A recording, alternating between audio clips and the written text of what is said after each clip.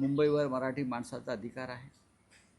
मुंबईत येण्यापासून मराठी माणसाला थांबवू नये, ही आमची स्पष्ट एक भूमिका आहे. लोक जर कबुतरांसाठी आंदोलनं करू शकतात आणि सरकार त्यांना परवानगी देतं, तर मराठी माणसाला त्यांच्या मागण्यांसाठी आंदोलन करण्याचा अधिकार आहे, मग ते कोणी असो. जर कबुतरांसाठी आंदोलन होऊ शकतं या मुंबई शहरामध्ये, मग मराठी माणूस जर त्यांच्या मागण्यांसाठी सरकारकडे महाराष्ट्राच्या राजधानीत, ही राजधानी मराठी माणसाची आहे, ती विदर्भातल्या लोकांची आहे, ती मराठवाड्यातल्या जनतेची आहे, ती कोकणातल्या लोकांची आहे, ती पश्चिम महाराष्ट्रातल्या मराठी लोकांची आहे.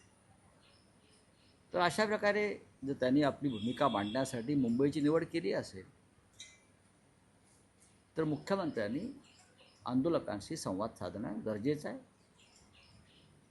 आणि ऐन गणपतीमध्ये या मुंबईतली कायदा आणि सुव्यवस्था या संदर्भात काळजी घेणं गरजेचं आहे, एवढंच मी सांगतो.